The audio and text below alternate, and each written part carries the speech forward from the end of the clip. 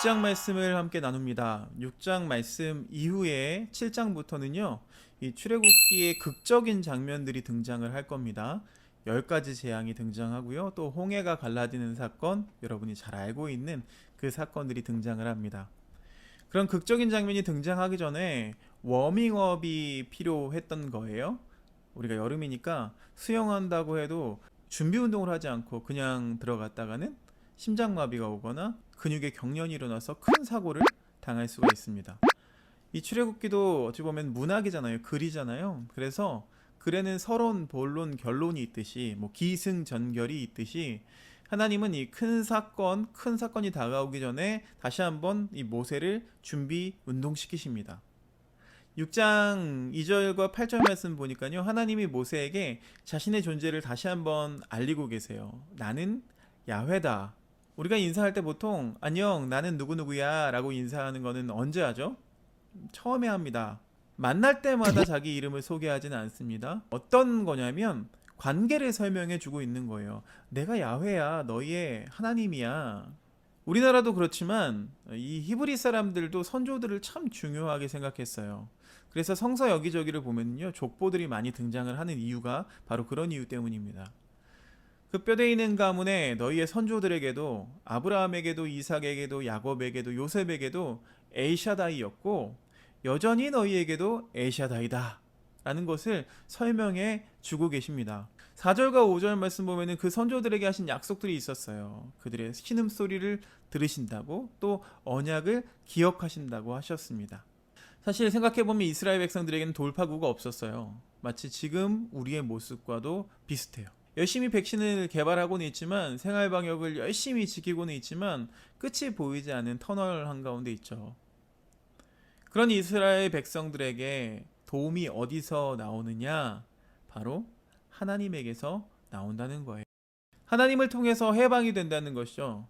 그래서 종에서 이제 백성이 됩니다.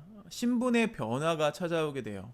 이렇게 하나님께서 직접 나서서 이 이스라엘 백성들을 해방시켜 주시는 이유는 무엇일까요?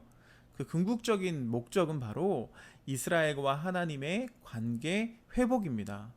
출애굽기는 이스라엘이라는 나라의 큰 역사의 줄기입니다. 애굽에서 종살이 하다가 독립하게 된 광복절, 우리나라로 따지면 광복절, 인디펜던스 데이가 다가오게 된 것이죠. 그런데 우리는 이 이야기를 바라보면서 하나님의 목적을 좀 바라봐야 합니다. 하나님의 목적은 무엇이냐? 너희를 내 백성으로 삼고 나는 너희의 하나님이 되리라. 오늘 우리에게도 이 말씀을 똑같이 해주시는 거예요. 그리고 그 말씀이 우리를 죄와 세상으로부터 구원해 주시는 거예요. 자, 이야기를 쭉 들은 사람이 누구였을까요? 바로 모세였어요. 하나님이 이야기를 다 마치시면서 모세에게 들어가서, 바로에게 가서 이스라엘 자손을 그 땅에서 내보내라 라고 전하라고 하세요. 모세가 그런데 그 말씀을 듣고 명령을 받아들이지를 않아요. 이유는 이랬어요. 이스라엘 자손도 내 말을 듣지 않고, 바로가 또 어떻게 내 말을 듣겠습니까? 저는 여전히 입이 둔하고 막강한 군대로도 바로를 압도하기가 어려운데 어떻게 이런 세미한 음성으로 그를 굴복시킬 수가 있겠습니까? 오늘도 우리는 이 말씀을 듣고 있습니다. 듣다 보면 그래, 지금 나에게 주는 하나님의 말씀이지 라면서 듣다가도 막상 우리 앞에 놓인 장애물을 마주하면 모세랑 똑같은 푸념을 하곤 합니다. 하나님 돈을 많이 주시던지 아니면 나한테 무슨 힘을 주시든지 해야지 이 말씀 가지고, 이 세미한 음성 가지고 어떻게 이겨요? 그리고 설령 우리가 믿음을 가지고 이 말씀을 세상에 전하더라도 사람들이 콧방귀도 끼지 않는 그런 상황이 우리 앞에 펼쳐질 거예요. 모세도 그랬습니다. 바로가 그 말을 듣고 바로 항복하지 않았어요. 이스라엘 백성들도 잘 따르지를 않았어요. 그들의 마음이 오히려 완악해졌다라고 성경은 기록하고 있습니다. 이 완악한 자들에게 앞으로 찾아올 재앙들은 심판이 되었어요. 그러나 믿고 따르는 자들에게는 그 세미한 음성이 구원이 되어서 재앙으로부터 그들을 구원해 주었습니다.